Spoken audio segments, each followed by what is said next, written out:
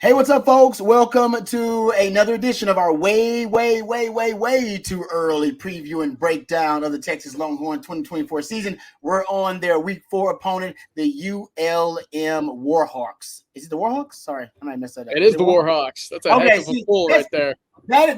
Honestly, that is how nondescript ULM has been. I figured it was. I've done enough research, but I was like, man, actually, I have not actually made sure that is the mascot, so it is the Warhawks. So there you go. They'll be facing the Warhawks, and I gotta tell you guys, this is interesting because they got a lot of new faces over there with ULM, starting with the head coach. Now, last time Texas played them, Terry Bowden was the head coach for them, and they ended up 10-26 in the Terry Bowden regime. And actually, he had a real nice turnaround there at one point, going from winless to I think like 4 wins. But from then on, they kind of plateaued as a program. And now they have a new head coach. Brian Vincent is now the head coach of ULM. He at one point was the OC at New Mexico. And they actually had a pretty good offense there when he was at New Mexico, at a top 20 rushing attack at the time. He also spent a few years at UAB as the OC and quarterback coach there. They were averaging close to 30 points per game in one of his best years there. So he's actually offensively known as someone who's brought programs to some of their best years offensively as an offensive coordinator. I'm not sure if he's going to be calling the plays here as well as the head coach, but he's definitely bringing in a new offensive philosophy, CJ, and that's something that ULM could use a lot of because last year this was one of the worst offenses in college football. Yeah, it wasn't pretty for ULM. It really hasn't ever been pretty for ULM. You know, they've been in the FBS level for 37 years, 3 winning seasons, and 2012 was the most recent of them. Of course, 2-8 a year ago. They actually started out 2-0. So it looked to me like, hey, maybe they've got something in 2023, only to finish out with an 0-8 record the remainder of the season. It hasn't been pretty, but hey, you got a brand new head coach, and he brings some creativity on the offensive side of the ball. That's exactly what you need, and we'll dive into the quarterback situation here later. But for a new quarterback or head coach to come in with a brand new quarterback, you're going to need some tricks up your sleeve, and I think you get a little bit of that with Coach Vincent. Of course, you brought it up, a top 20 rushing attack at New Mexico a year ago. He went 7-6 as the interim head coach at UAB after Trent Dilfer was given the boot there as well. So he's got some coaching stones under his belt right now. He's kind of been around the block a little bit. And of course, what's interesting to me is New Mexico had a pretty solid offense a year ago, right? We've talked about a top 20 offensively in the rushing category. They're also top 15, I believe, in the red zone. So not only can they move the football, or not only could they move the football, but kind of polar opposite of what we saw with Texas a year ago. They were finishing drives when they got into the scoring opportunities. That creativity should carry over. Now, will we see that year one? Again, I think there's a lot of work to be done at ULM to get that roster right, but he certainly has the game plan and the schematics, correct to make that jump over to ULM, where, again, they need that leg up off the field if they're going to compete with a team that's going to be superiorly more talented like the University of Texas team in 2024. Yeah, there's no doubt about it, right? They need some type of schematic advantage to try to give themselves a chance in some of these games where it's basically a lopsided advantage for teams when it comes to the talent on the roster. That will be the case when they face Texas, and they'll be looking for a new quarterback this offseason as well. Now, they're really excited because they got General Booty transferred in from Oklahoma. Very rarely do you get a quarterback that could be, recruited by Oklahoma and play it, and obviously on that roster who would decide to, come to ULM. But that is the case. So he is a possibility to be the starter. I believe another one of the possibilities is Hunter Herring Jr., 6'4", 228. He transferred from, I believe, Louisiana Lafayette last season. So he's another possibility. He's a second-year quarterback for. So it's right now we don't actually know who the starting quarterback is going to be. They lost their starting quarterback Jaya Wright last season. They pretty much lost most of their offense too. I mean, the skill positions is going to be overhauled for them. They returned one starter, I believe, on the one starter returns up front on the offensive line for them. Basically, 2 returning starters totally on offense. They lost a lot of their skill guys. Their best receiver, Howell. He actually ended up going to the CFL, exhausting his Yep. eligibility. So they're just replacing a ton. I mean, I think they do have some pieces in the running game. They do have a really good offensive lineman, Elijah Fisher, who we can talk about. But I think CJ, ultimately, they're going to have a tough time with a new system, new terminology, new coaching style with new faces on offense. And maybe it's actually for the better and the greater good, considering what they were ranked last year offensively. Yeah, you would think so, right? But again, they're going to be replacing a lot, and starting at the quarterback spot, which I think, obviously, for a team like ULM is going to be the most important part of their program to get jump started under Coach Vincent. Only 30 career, D1 pass attempts for the two combined. Hunter Herring had 30 at Louisiana Lafayette, 2 games that were kind of blowout situations. He did have 21 pass attempts in one of them, so he had extended series, extended looks at the Division I level. But General Booty at Oklahoma, he was not that guy. He originally out of Allen High School by way of Tyler Juco, made the trip over to Oklahoma as well. Again, Oklahoma liked what they had with Dylan Gabriel. Obviously, Jackson Arnold took reps as well. He did not see play time for the Sooners, so there's a lot of inexperience, despite maybe some extra years at the college level right now. Again, I think you're going to see this team kind of resort more to that running game. We've talked about it at New Mexico, top 20 rushing attempts, 2 inexperienced quarterbacks. To me, that screams, let's just keep this game close. Let's limit possessions. Let's do what we can to stick around into the fourth quarter. And what's going to help them is being much more efficient in first quarters. Last year, they were outside of the top 100 in all of college football in terms of points per first quarter. They only averaged 3.5, Rod. That's not what you want, especially going on the road to a team like the University of Texas. If you have a slow start, you might as well pack things up at halftime and get back on a plane over to Monroe, because that's going to be very challenging. If you enter halftime with a 20, 25, 30-point deficit, you might as well, say adios. So luckily, they do have a very talented offensive line. So it fits what we believe to be the case of Coach Vincent's coaching style to run the ball. You mentioned Elijah Fisher. He's probably the best player on the entire team right now. So that's a good start. Now, they'll have to replace a few guys as well, but luckily Hunter Smith is one of their best running backs as well. He comes back after a 500-yard season a year ago. I do believe that's their best case to get points on the board is the run game. So we'll see, again, with how well this Texas defense, especially up front, is able to adjust and get those guys right for a rushing attack like we'll see with Michigan in week 2.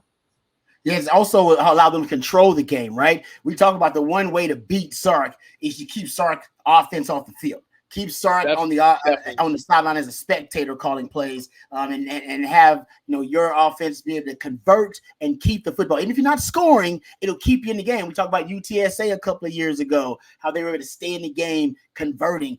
Even Wyoming this year, right? The way they played this past season. That's kind of how you want to play. Even Washington did that against Texas too. It doesn't happen very often, but honestly, that's the best defense you can play against a Sark offense. So I'm with you. I think Hunter Smith's going to be big for him. He's got to average over 5 yards per carry last year for him in limited time, limited action, but still showed a lot of promise and played in 12 games, didn't start any, but this will be the year I think he steps up as kind of their lead back. Elijah Fisher, he is no doubt their best offensive lineman, 6'3", over 300 from Texas, by the way, from Allen, Texas, actually. So he'll have a personal kind of vendetta there when he plays against Texas. And he's a guy that's expected to be an all-conference player for them on the offensive line. And they also got a community college transfer in, or community college, I should say, recruit in, Javon Campbell from Dodge City Community College. Just watch out, because a lot of these fans, ULM fans, are excited about him. 47 receptions, 720 yards, 7 touchdowns in 2 seasons in his time there at Dodge City Community College. Over 15 yards. He can go, Rod. Yeah, they think he's a really good player. He's got some after the catch ability there. So if there is a threat that you need to be worried about for the Texas defense, he's probably that biggest opportunity guy for the ULM offense. Of course, I'm not expecting ULM to have many options to put points on the board in this game, but he's certainly the one that I would sit back and say, all right, among the jersey numbers, we got to figure out where this fella is. Whatever number he ends up being, we got to spot him. Safeties understand where he is on the field. That's the one guy I would look at right now and say, all right, above anybody else, know where he's at on the field, and you'll be just fine defensively. Yep, I agree with that. Other than that, offensively, that's pretty much all they bring to the table. I think actually the strength of the team may be on the defensive side of things. I think they got better players defensively, more proven commodities defensively. I think it starts. First of all, I like the defensive tackle that they have, the nose tackle. Really good player for them. Jalen Ware, I believe is his name. He was a community college transfer as well for them, but this is a guy started every game for him once he got on campus. 54 tackles, 6 tackles for loss, fumble recovery. He's a good player, starting right at the point of attack for them at the nose. I think he's a good player. They also have at the linebacker position, Carl Glass is another good player for him. 59 tackles, 7 tackles for loss last season, 2 forced fumbles. He's a player he's from Monroe, Louisiana. He's expected to be an all-conference caliber player for them. He's a veteran, junior, been around there for a little while. Also, I think on defense, David Godsey is another player that I liked that I saw from 3 interceptions, tied for the team lead last year. He's from Texas, from Mansfield, Texas. Recorded an interception in 3 straight games for him. He is also a guy you can expect to make noise. So at different levels of the defense, CJ, they got some guys that can play at different levels of the defense. And I think they're hoping that overall those guys step their play up and they get a few other players maybe on the edges to make some plays. But the strength of this team may be the defense. Yeah, it's kind of interesting to say that's going to be the strength, right? They ranked 125th a year ago in points per game, just a tick under 35 points per game allowed. But, Rod, I agree with you. I think there are just too many unknowns with the offense, especially at the quarterback situation where it's a lot of inexperience. It's a brand new system. How quickly will you be able to trust that quarterback to run your system, to get everything where it needs to be offensively? To your point, I do think that defensive side of the ball has some guys, right? Especially in the secondary. I think that defensive line a year ago was actually pretty good. You know, it was. They lost 2 really talented pieces up front. Kennard Skinner had 6.5 sacks. He ended up at Iowa State, actually. And then Aiden Huntington, defensive lineman, more so on the interior, transferred over to Tulane. So that's, 2 really important pieces from a year ago. I call them important because they were good players, maybe not so much to the team's success, but they were good players nonetheless. To your point, where on the interior, he's going to be the one guy that, DJ Campbell, Hayden Connor, Jake Majors, they're going to have to hone in on. That will cause maybe some issues, a handful at least, whenever it comes to the ULM defense. But to your point, more so in the secondary, I actually really like what I see out of this secondary group. Carlin Vigors is actually a really talented cornerback. He's a senior, and he's going to be opposite of Deuce Mayberry, another senior cornerback. So I know that we're expected a high-flying Texas offense, and I still expect that to be the case. I'll dive into that, kind of the historical battle between Texas and ULM here in a minute. But these 2 cornerbacks are actually pretty talented. And so I do look at that 2-10 record a year ago for ULM and say, yeah, it wasn't great. Their defense, not great. But these 2 cornerbacks I do think are pretty talented, Vigors especially. For a guy that Texas could have some issues with if they continue to poke at him a little bit. But at the end of the day, again, just too much speed, too much talent on the offensive side of the ball for the Texas Longhorns. I'm expecting 45, 50 points for this Texas offense. And so my point I was going to bring up, Texas has played ULM 2 times in history, 2009 and 2022. First time under Mack Brown in 2009, Texas won 59-20, 59 points. Faced them again, 2022, excuse me. Steve Sarkisian's second year, 52-10 win. That was, of course, under Terry Bowden. So they've scored 50 each time that they've played ULM. Of course, that doesn't mean a whole lot, but we're talking about this Texas offense, Rod, like it's going to have as much firepower, especially at the wide receiver spot, as we've seen under any Texas offense in recent memory. So I'm expecting 50 points put up on this team. And again, I think it'll be a good opportunity to see some Arch Manning and a good opportunity to see some Trey Owens later on. Yeah, I mean, this Texas offense, I mean, it may not even be an indictment on your secondary if this Texas offense comes in and lights you up a little bit. I mean, we saw that at Alabama. They had some first-round guys in that secondary, and Texas still lit them up. I mean, sometimes when Sark's dialing it up and he's feeling it and Quinn is feeling it, that offense can be really hard to stop. But getting back to that ULM defense, they also lost their top 6 tacklers. from that ULM defense. So they are replacing a lot. You brought up the pieces that are leaving just via the transfer portal. But I love what you said about the secondary. I do. I think Carlton Vigors last two, he started actually 23 games for them, 93 tackles, 6 PBUs, 2 forced fumbles. He's got an interception, fumble recovery. And this guy makes plays in the secondary.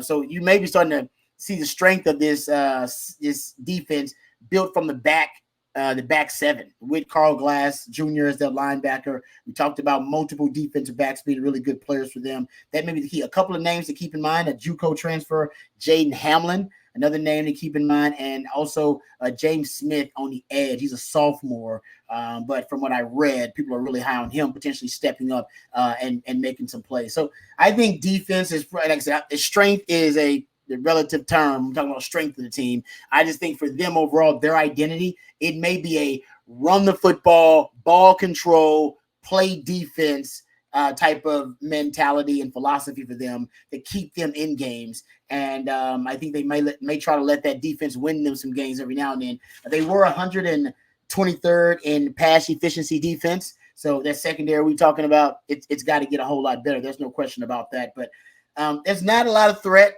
from ULM. I mean, the truth is they don't have the players. Even if Texas has their worst game, ULM is going to have a hard time beating Texas. That's just the reality. I mean, honestly, Trey Owens can come in there, third-string quarterback, knock on wood, and honestly, they still have a really good chance to beat ULM and beat them by, beat them by a sufficient margin. Yes. Yeah. 100%. Yeah. That's the talent have a question for you because I'll lead this up to you because, you've gone through it, well more than I have. But when you have the start of conference play with Mississippi State the next week, how much are you looking ahead in terms of your schedule? I don't want to call them a cupcake, but Texas is playing a non-conference leading up to Mississippi State. As a player, were you ever cognizant of what's ahead of you, whether it be a marquee game like a Texas A&M or an Oklahoma? But in this case, Mississippi State, Blake Shapen, they'll be facing Texas that next week. Are you ever looking ahead saying, all right, I know what we got. Let me go out. Let me take care of business and just not get hurt? Yeah, it's tough not to when you got a huge game. Now, Mississippi State, that may not be necessarily the game that's a huge game like that. But it happens with players, especially when you're facing somebody like ULM. You watch the film, you watch the tape, and okay, this team can't play with us on their best day and on our worst day.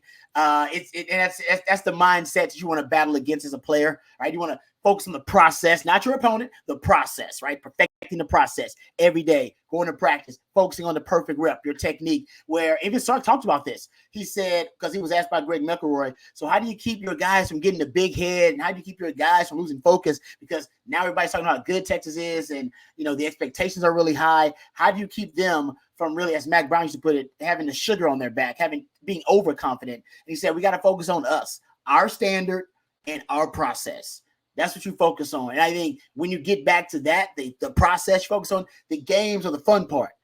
Process is what you got to perfect. That's what you got to grind on, commit and dedicate yourself to, the everyday grind of it. Then you get to the games, it's like the games are nothing. Because my process has been perfected, my game planning, my film prep, the weight room, the training stuff, everything leads up to that game day. You're trying to build to a crescendo so you peak at the right time. So it really, yes, it is about your opponent, but ultimately it is about you and how you prepare and how you, perfect the process of it. So I think that Sark was right. Yeah. That's how you guard against it. That's really good stuff. I do think this will be a game where you'll get to see a lot of newcomers, whether it be some of the freshmen, some offensive linemen that have been buried over the time of the depth chart. You'll get to see a lot of guys. And so for that reason, and we've seen it in the past, whether it be Texas Tech late in the season last year, Rod, this is a good opportunity for guys who haven't necessarily had their big moment in college yet, go out and get that. And we saw it last year. That Texas bench was as happy as I've seen them, react to a touchdown when Trey Wisner found the end zone. And that game was well out of contention at the time. So, yep. No, you're right about that. I think, and as we get to wrap it up, this is a game where we should see Arch by what? Mid-third quarter. Mid-third. Okay. That's kind of how we gauging if Texas is, because remember that Wyoming game, Texas didn't pull away until the fourth quarter. That's kind of how you judge, hey, is Texas, are they playing to a certain standard? If we see Arch in this game early on in the second half, I think Texas is indeed playing to that standard. I think you'll always see the starting offense to start the third quarter. That's just my offensive philosophy. Then you'll start seeing you'll start seeing Arch very quickly after that. Yeah, because you don't want the team to relax. You go into halftime, you're like, hey, first team, you're out. Then everybody relaxes a little bit. Oh, man, we got this. We're done. When everybody's still focused, you make your adjustments. They still go out. Then you make that move. I agree with you on that, CJ. That's actually a smart philosophy. That's exactly it. Thank you, CJ, so much. We appreciate you, brother. We know you are grinding, so thank you very much for all the nuggets and the wisdom breaking down ULM. We'll be back next week breaking down the Week 5 opponent for the Texas Longhorns. But in the meantime, for our friends over at On Texas Football, thank you guys for watching. Thank you guys for listening. Until next time, hook 'em horns.